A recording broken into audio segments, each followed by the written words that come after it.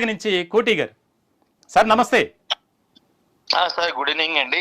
Sir చెప్పండి. మొదటగా number 1 news channel కి నేను ఎప్పుడు కూడా ప్రత్యేకమైన ధన్యవాదాలు తెలియజేసుకుంటున్నానండి మా సమస్యలను ప్రొజెక్ట్ చేస్తున్నందుకు. Thank you sir, thank you. అది ఒక కాంట్రాక్ట్ వాళ్ళ వైపు నుంచి మా సమస్యలు ప్రొజెక్ట్ చేశారు. ఇప్పుడు నర్సింగ్ వ్యవస్థలో ఉన్న సమస్యలు కూడా మీరు ప్రొజెక్ట్ చేస్తున్నారు. సో దయచేసి మా స్టాఫ్ నర్సులు అందరి తరపు నుంచి కూడా మీ ప్రత్యేకమైన అభినందనలు తెలియజేసుకుంటాను. ఇకపోతే ఏదైతే బర్నింగ్ ఇష్యూ ఇప్పుడు నడుస్తుందో ప్రెసెంట్ కాకినాడ మన రాజమండ్రి జీజీహెచ్ కి సంబంధించిన విషయం, నిజంగా ఇది చాలా దారుణం అండి. గవర్నమెంటే ఉమెన్స్ డే సెలబ్రేషన్స్ అని చెప్పి ఈ నెల 21వ తారీఖు వరకు కూడా ఒక షెడ్యూల్ రిలీజ్ చేసిందో దాని ప్రకారమే వీళ్ళు కార్యక్రమాలు చేస్తున్నారు తప్ప వేరే రకంగా ఏమీ కాదు. అందులోని ఏంటంటే ప్రతి ఆఫీసుల్లోని కూడా హాస్పిటల్ ఒకటే కాదు, ప్రతి గవర్నమెంట్ ఆఫీసుల్లో కూడా గవర్నమెంట్ ఏదైతే షెడ్యూల్ ఇచ్చిందో దాని ప్రకారం ఏదో కార్యక్రమాలు ఆటవిడిపుగా చేస్తున్నారు కానీ అంతే తప్ప వీళ్ళు కావాలని చెప్పి స్పెషల్ గా ప్రోగ్రామ్స్ అవి పెట్టించుకొని లేకపోతే వేరే రకంగా దాన్ని అయితే చేయట్లేదు. మొదట అది అర్థం చేసుకోవాలి. ఎవరైతే సామాజిక మాధ్యమాల్లో అవన్నీ కూడా అప్లోడ్ చేసి ప్రచారం చేస్తున్నారు, ఇది నిజంగా చాలా అన్యాయం అండి. మీరు అంతగా ప్రొజెక్ట్ చేయాలనుకుంటే గనక పేషెంట్లు పడుతున్న కష్టాలు ప్రొజెక్ట్ చేయండి. ఎందుకంటే గవర్నమెంట్ ఎంత నిధులు ఇచ్చినా సరే హాస్పిటల్లో ఇప్పటి వరకు కూడా ఫుల్ ఫ్లెడ్జ్డ్ గా మనం సేవలు అయితే కనుక కార్పొరేట్ స్థాయిలో అందించలేకపోతున్నామని చెప్పాలి. ఎందుకంటే దానికి సిబ్బంది లోపం కావచ్చు, లేకపోతే ఎక్విప్మెంట్ లోపం కావచ్చు, ఇలాగా రకరకాలుగా కొరత, ఈ ఎక్విప్మెంట్ గానీ సిబ్బంది గానీ కొరత చాలా ఎక్కువగా ఉందండి. ఎందుకంటే డాక్టర్ల దగ్గర నుంచి కింద స్థాయి సిబ్బంది వరకు కూడా గవర్నమెంట్ హాస్పిటల్లో ప్రతి హాస్పిటల్లోనూ కూడా కొరత.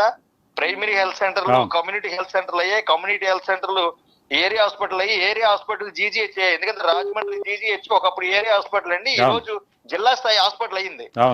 కానీ ఆ స్థాయిలో సిబ్బంది ఎక్కడున్నారు, ఆ స్థాయిలో డాక్టర్లు ఎక్కడున్నారు, ఆ స్థాయిలో స్టాఫ్ నర్సులు కానీ మిగతా స్థాయి వర్కర్లు కానీ ఎక్కడ, అవి ప్రొజెక్ట్ చేయండి.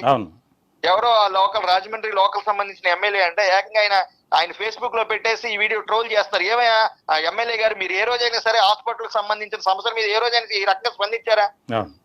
స్పందించే దమ్ము ధైర్యం మీకు లేదా?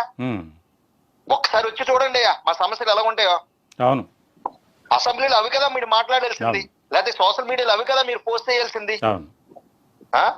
ఉమెన్స్ సందర్భంగా ఆడవాళ్ళు కాన్ఫరెన్స్ గా పెట్టుకున్న వీడియోని బయటికి లాగడమే అసలు పెద్ద క్రైమ్. అంటే దాన్ని తీసుకెళ్లి మీరు సోషల్ మీడియాలో ఎలాగ అప్లోడ్ చేసి ట్రోల్ చేస్తారు?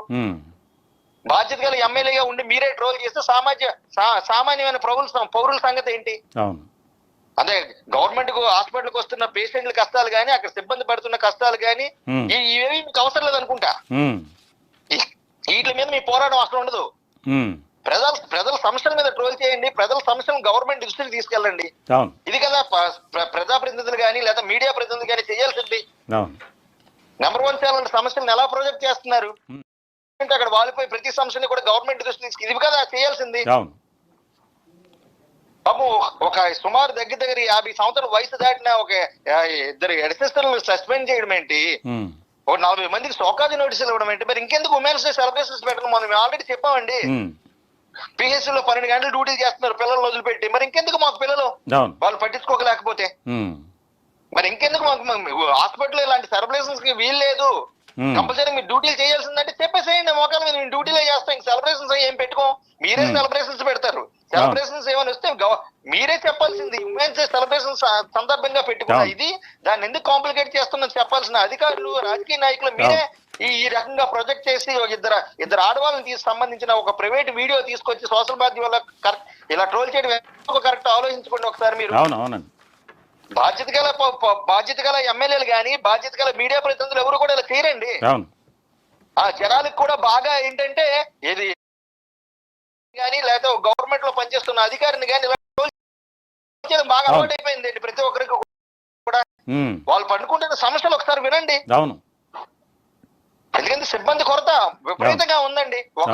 సుమారు ఒక 5 ఇండియన్ నర్సింగ్ కౌన్సిల్ నిబంధనల ప్రకారం 5 బెడ్లకు ఒక స్టాఫ్ నర్స్ ఉండాలి. నార్మల్ వార్డ్ లో ఐసీయూలో 1:1 ఉండాలి.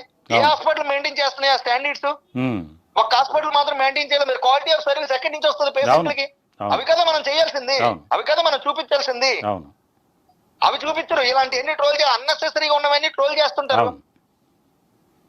రైట్ కోటి గారు, మీ ఆవేదన అర్థమైంది. ఖచ్చితంగా స్టాఫ్ నర్సుల వైపు నుంచి చాలా సమస్యలు ఫేస్ అవును. చేస్తున్నామండి రాష్ట్ర వ్యాప్తంగా. అవును. ఇలాంటివి కానీ చేస్తే ఇంకా దీన్ని మేము మా పెద్దల దృష్టికి తీసుకెళ్లి దీన్ని తీవ్రతరం చేసి ఇలాంటివన్నీ ఆపేంత వరకు కూడా మేము పోరాడతామని చెప్పి నేను తెలియజేసుకున్నాను. ఖచ్చితంగా థ్యాంక్ యూ కోటి గారు, మీ ఆవేదన అర్థమైంది. దీనికి సంబంధించి